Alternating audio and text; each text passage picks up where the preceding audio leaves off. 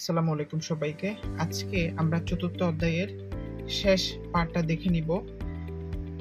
অর্থাৎ এটা হচ্ছে 5 নাম্বার পার্ট। 5 নাম্বার পার্টের মধ্য দিয়ে আমরা আজকে কাজ ক্ষমতা শক্তি অধ্যায়ের এমসিকিউ গুলো সম্পন্ন করব। এখানে 43 নাম্বার যে প্রশ্নটা এখানে বলা হয়েছে অনবায়নযোগ্য শক্তি কোনটি? অনবায়ন মানে হচ্ছে যেটাকে নবায়ন করা যায় না। যেমন এখানে নিউক্লিয়ার আছে, বায়োমাস আছে, বায়ু আছে, ভূতাপীয় আছে। তো এখানে আমি দেখতে পাচ্ছি চারটার মধ্যে নিউক্লিয়ার যেটা ওকে নবায়ন করা যাবে না, কারণ এটা একসময় শেষ হয়ে যাবে। সুতরাং উত্তর হচ্ছে ক, নিউক্লিয়ার। 44 নাম্বারটায় বলা হয়েছে কোন দেশে বায়ুবিদ্যুৎ বেশি ব্যবহৃত হয়? তো এটা উত্তর কত হবে? জার্মানি। এটা হচ্ছে বেসিক থেকে আসছে, মেন বই থেকে পড়ে নিলে হয়ে যাবে। তারপর এখানে বলা হয়েছে 45 নাম্বারে মোবাইল চার্জিং এ শক্তি রূপান্তর। তো মোবাইলে চার্জে কি করা হয়? মোবাইল চার্জিং এ হচ্ছে তড়িৎ শক্তি পাঠানো হয় বিদ্যুতের মাধ্যমে, সেটা রাসায়নিক শক্তিতে কনভার্ট হয়, অর্থাৎ ক নাম্বারটা। তারপর নবায়ন শক্তির উৎস কোনটা? এখানে বলা হয়েছিল অনবায়ন শক্তি, এটাকে বলা হয় নবায়ন শক্তি। নবায়ন মানে যাকে নবায়ন করা যাবে। তো নবায়ন করা যাবে কোনটাকে? যেমন বায়োমাসকে নবায়ন করা যায়, বাকি একটাকেও নবায়ন করা যায় না, কারণ এই তিনটা একসময় শেষ হয়ে যাবে। তারপর 47 নম্বরে আমাদেরকে বলা হয়েছে নিউক্লিয়ার বিদ্যুৎ সমস্যা কোনটি? নিউক্লিয়ার বিদ্যুতের সমস্যা কি হতে পারে? তেজস্ক্রিয় বর্জ্য, সেটাও সত্য। কার্বন ডাইঅক্সাইড নির্গমন, সত্য। দুর্ঘটনাও হতে পারে, সত্য। অর্থাৎ উত্তর হবে 1, 2, 3। তারপর হাতে হাত ঘষলে তাপ উৎপন্ন রূপান্তর কিরকম হইতে পারে? হাতে হাত ঘষলে মনে রাখবে সেটা হচ্ছে যান্ত্রিক শক্তিটা তাপ শক্তিতে রূপান্তরিত হয়, অর্থাৎ গ, যান্ত্রিক শক্তি তাপ শক্তিতে রূপান্তরিত হয়। এরপরে প্রশ্ন হচ্ছে ঘর্ষণের শক্তি প্রধানত, এটা হচ্ছে এরকম হতে পারে, ঘর্ষণ শক্তি প্রধানত কি হিসেবে আবির্ভূত হয় বা উদ্ভূত হয়? সেটা হচ্ছে তাপ, গ। তারপর 50 নম্বর এমসিকিউতে বলা হয়েছে আলো থেকে তড়িৎ শক্তি রূপান্তরকারী, এটা হচ্ছে আলো থেকে আমরা তড়িৎ পাবো, সেটা হচ্ছে কোনটা? Photovoltaic cell. এগুলো সবগুলা হচ্ছে আমাদের মেন বই থেকে আসছে। তারপর 51 নম্বর যে প্রশ্নটা, এটাতে বলা হয়েছে তড়িৎ থেকে যান্ত্রিক শক্তি, আমরা তড়িৎ প্রেরণ করব, তার থেকে যান্ত্রিক শক্তি পাবো, সেটা কোনটা? সেটা হচ্ছে মোটরের সাথে যদি আমরা তড়িৎ সংযোগ করি সেখান থেকে আমরা যান্ত্রিক শক্তি পাই। তারপর আইনস্টাইনের সমীকরণ, আইনস্টাইনের বিখ্যাত সূত্র আমরা জানি E=mc², যার কারণে নোবেল পুরস্কার পাইছিলেন। এরপর হচ্ছে 1 কেজি ভর শক্তিতে রূপান্তর করা হলে, তো আমরা যে নিউটন যে সূত্রটা সেটা হচ্ছে E=mc²। এখন এখানে m হচ্ছে ভর কত দেওয়া আছে? 1 কেজি, কিন্তু c এর তো কোনো মান নাই। আবার আমরা জানি c হচ্ছে আলোর বেগ, c এর মান কত? 3 × 10⁸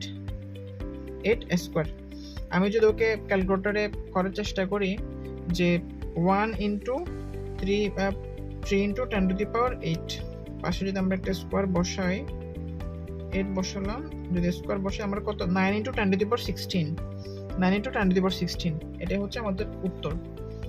এরপরে বলা হয়েছে ক্ষমতার মাত্রা, তাহলে আমরা জানি ক্ষমতা মানে P=W/T।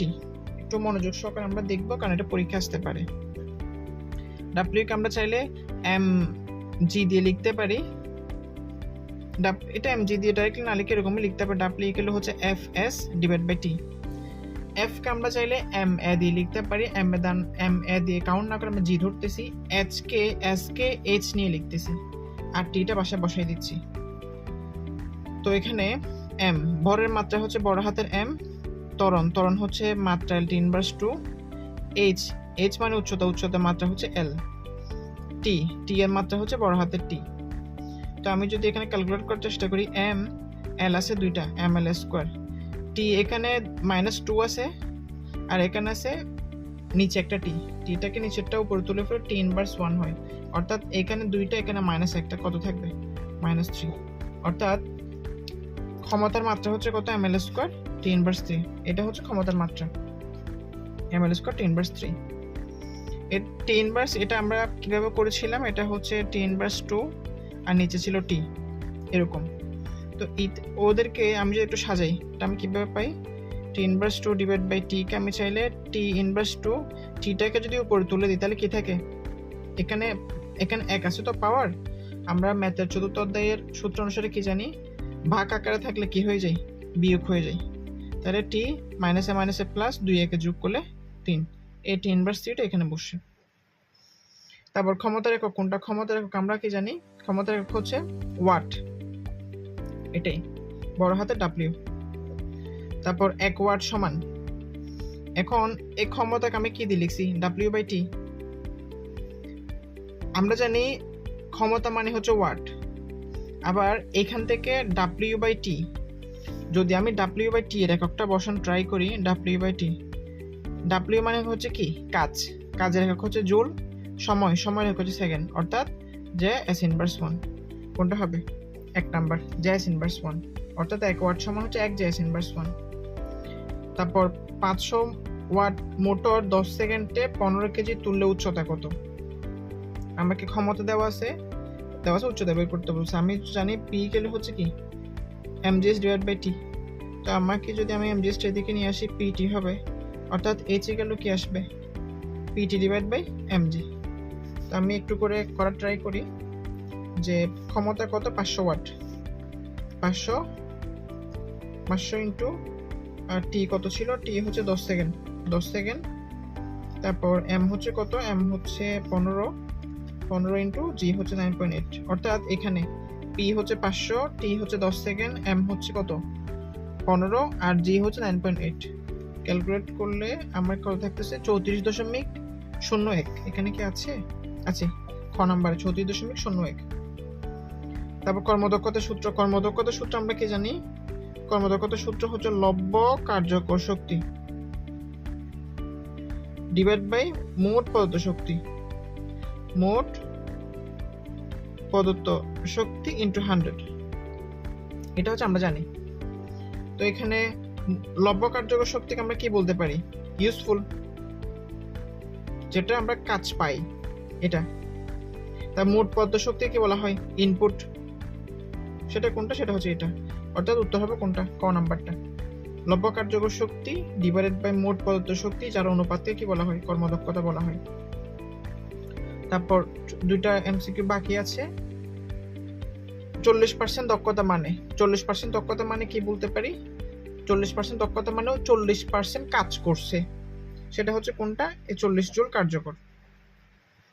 তারপর 10 কেজি 2 মিনিটে 10 মিটার তোলা হলো, ক্ষমতা কত? ক্ষমতা আমরা জানি P = কি হবে? mgs/t। আমি একটু বসিয়ে দিই এখানে। এখানে m কত দেওয়া ছিল? m দেওয়া ছিল হচ্ছে 10, আমি 10টা বসাইলাম।